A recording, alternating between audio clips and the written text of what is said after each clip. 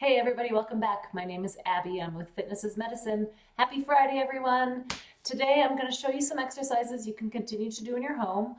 Make sure you warm up before you come in to do these so that your muscles are warmed up, your blood vessels are opened up, and you're ready to get some good exercise in.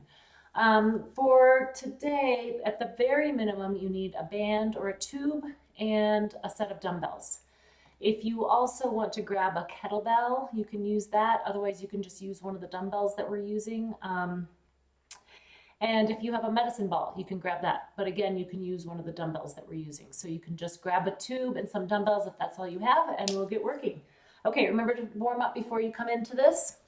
We're going to start with a one-arm row today. So I'll raise that up just a bit. So I've got my tube in my drawer here, and I just have one handle. So what I want you to do is do a split stance, a staggered stance. I'm going to raise this up even just a little more. And we're going to pull with one arm and have the other foot forward. So right now my right arm has the band and my left foot is forward. So keep your shoulders down. We're going to work one at a time. We're going to keep your chest towards the wall and don't twist. So we're just driving one elbow towards the back of the room. Make sure this doesn't come up towards your ears when you pull back. The key to using a band is to go slowly, again with lots of exercises, but you want to control it on the way back as well. It's called that eccentric motion. We want to control it both directions. Breathe. You may find it's a little bit harder to do one side at a time. So if you find that you need a little less resistance, scoot closer. If you need more, scoot back, add a band, change a band, whatever you need to do here. You can always pause and switch it up, while I'm doing these. Okay, now we're going to switch legs. So switch arms. So I'm using my left arm and my right foot is forward. Just gives me a little bit of stability, protects my back, but I'm not twisting. I'm keeping everything facing the wall. I'm not turning my torso at all. And when my arm goes forward, I want to stop right here when my chest is still just facing right towards the wall. I want to be square. I don't want to turn and do this type of thing. We're not going to turn and do that. It incorporates some different things, but I don't want to do any twisting here. This actually uses a little bit more stabilization in your core, not to twist. So resisting that twist is actually a great way to activate that core. And good. Next, we're going to do reverse lunges. Now, if you've been following my videos, you know that these are kind of my favorite types of lunges because it puts you in a really good position. If you're going to start doing lunges, these are kind of my go-to lunges when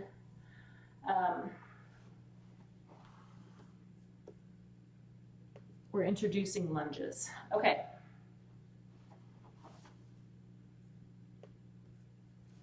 Sorry, I thought my program died there for a second. Okay, so the best way to do this is right next to your kitchen counter, and I want you right up next to it, especially if you're just starting these. So what that makes you do is really sit back. So when you do a lunge, you want to go take a big step backward and then go straight down. So I lost my balance a little bit. This does take a little balance, so you can use a chair next to you or do them next to the kitchen counter. But when you go down, I'm just going to sit down in this. You want a 90-degree bend. I've got lots of 90-degree bends here. You don't have to quite go down that far. You can just go down a little ways. But the point is you want to keep your weight in your front heel. Keep your torso just going straight down. And then we'll switch. So when you go down, you don't want to be here. You don't want to be leaning forward. You don't want that knee to go forward over your ankle. So taking a really big step. So you can add a little weight to this if you would like. I'm just going to grab one of my dumbbells. So I'm going to do 5 on one side, just holding the weight on one side. You can hold it on both sides, What I like about just doing one side is, first of all, you have a hand available to hang on for balance. The other thing is, when you only have a weight on one side, it causes you to have to use your core to stay stable and stay square. Okay, now we're gonna do the other side.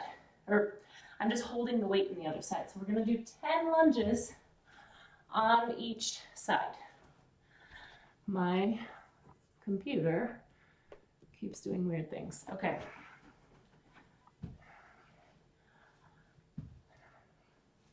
Keep breathing, keep your chest up nice and tall, keep your shoulders down. And remember, if this is too much, just do a little one. You don't have to do the full range of motion. Just do a little one. And I know that's at least 10, especially if you were doing them while I was talking through all of those. Okay, next we're gonna grab 2 dumbbells.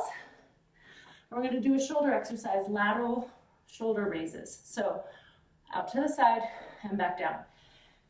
The keys to this exercise are to stop before you get to the top of your shoulder. You can cause a little bit of impingement if you go way up here.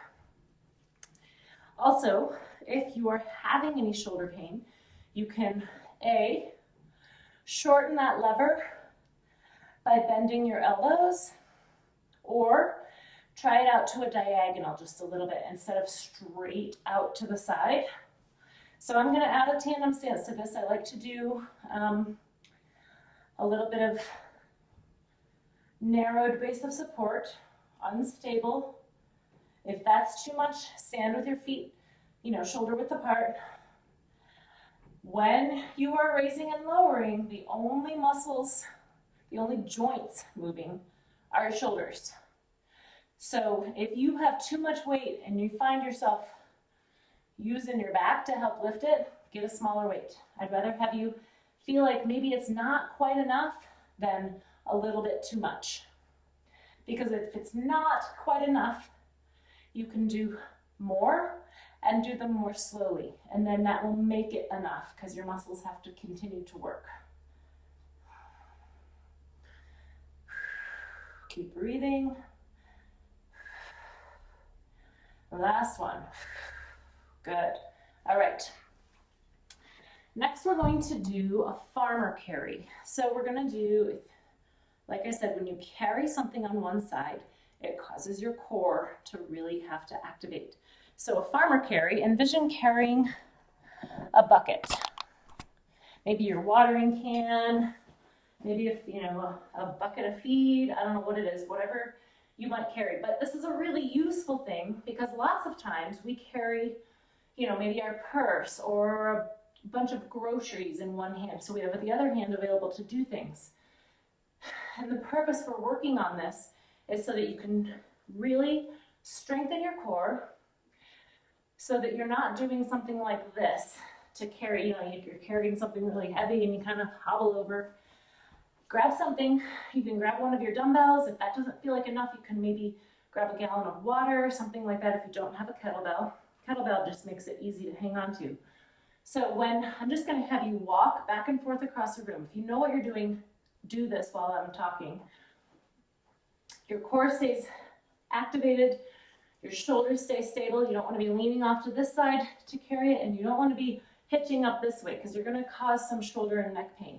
So nice and stable, like you actually have weights in 2 hands, and then slowly just walk. And if you have enough weight, you will notice, if you think about it, your core, your sides, your obliques are activating to keep you stable. Because mostly what happens is you kind of want to hitch it up like this. Like I see people do that, and I've probably done it, when you carry something just so heavy that you have to substitute. And I don't want any substitutions going on here. So just slowly walk, maybe up and down your hallway. This is an easy one to figure out, lifting heavy weights, because we all carry groceries and we all carry heavy things. Maybe your suitcase, if you're getting ready to travel, this is a really good one to do. So switch hands after about a minute. If it's really, really hard for you, only do 30 seconds. But also, if it's really, really hard for you, grab a lighter weight. So we're just slowly walking back and forth. And really think about your core. Think about using your obliques. Think about standing tall and resisting the urge to either lean over or hike it up. So this, from the outside looking in, this seems like a really easy one. But the more you do it and the longer that you do it, and if you have the appropriate weight, it's actually quite challenging. So this is a really, really functional exercise that you can do. The other thing you can do is challenge yourself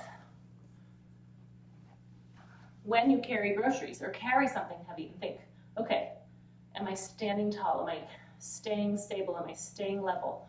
And really engaging that core. You can turn anything into an exercise. Okay, speaking of, the next thing we're going to do is a floor to stand. So,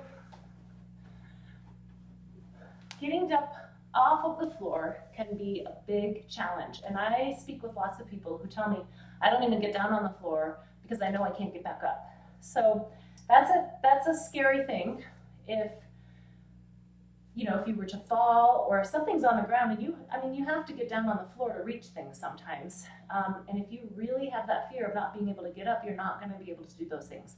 Playing with your grandchildren, playing with a puppy, all these things, picking things up off the floor, cleaning. If you drop something, you don't want to have that fear that if you fall over, that's it. You're not going to be able to get back up. Okay, so we're going to start on your hands and knees, and I know this is really challenging for a lot of people to be on your knees because of knee pain, joint replacements, things like that. However, if you are to fall and you're on the ground, the easiest way to get up, even if you have knee pain, is to get onto your hands and knees. When I do this in my gym, I really avoid using a mat or anything because it's a trip hazard. And what we're trying to do is teach you how to stand up without falling again, right? So up on your hands and knees. I like to give it kind of a rhythm. So I say foot, hand, up. So you bring your foot forward, you put that same hand on that knee, and you come up. So you want your torso back, you want your weight over your hips.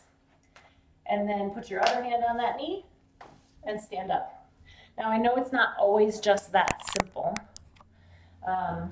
So if you need to do this the first time, maybe do it next to something like your coffee table or a sturdy kitchen chair where you know you have something, like if you get to this point and you can use that coffee table or that chair to push up and stand up. So challenge yourself, and maybe only do this if somebody else is going to be around to help you in case you have a hard time getting up.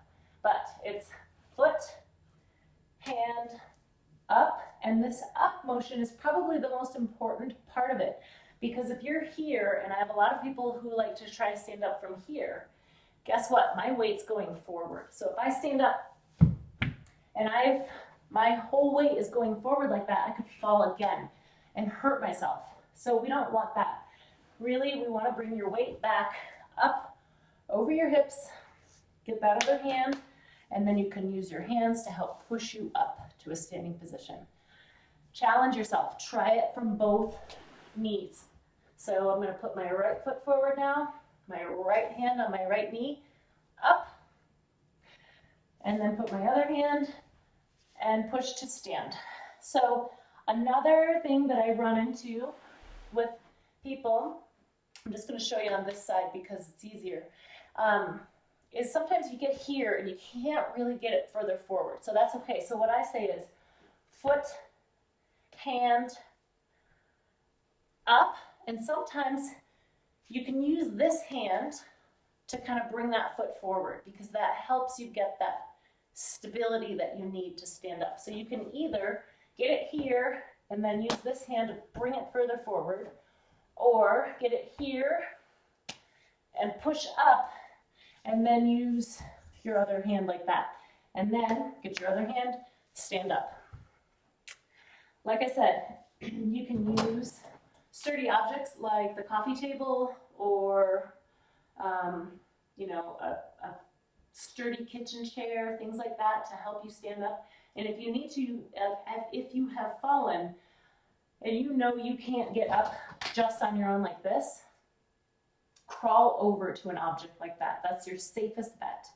But, so, on your hands and knees, put, hand, hand, up. So, just remember, the biggest, most important part is to have square stability and bringing that weight back. You want to have your weight over your hips, not going forward. Your weight is back, so that when you stand up, you're standing up tall, not falling forward.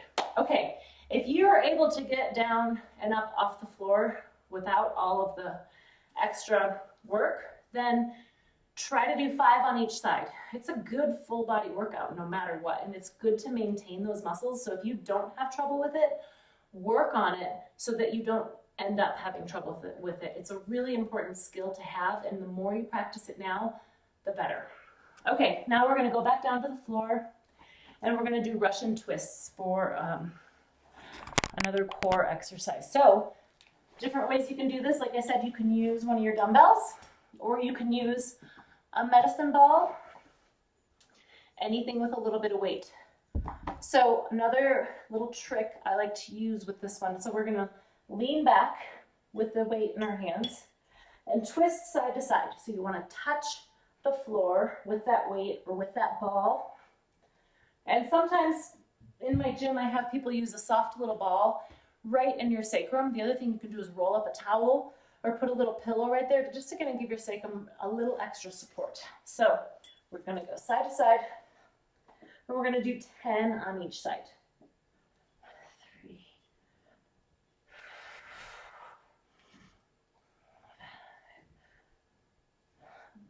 To challenge yourself more, you can twist even more. If that's really challenging, you can kind of keep your chest forward.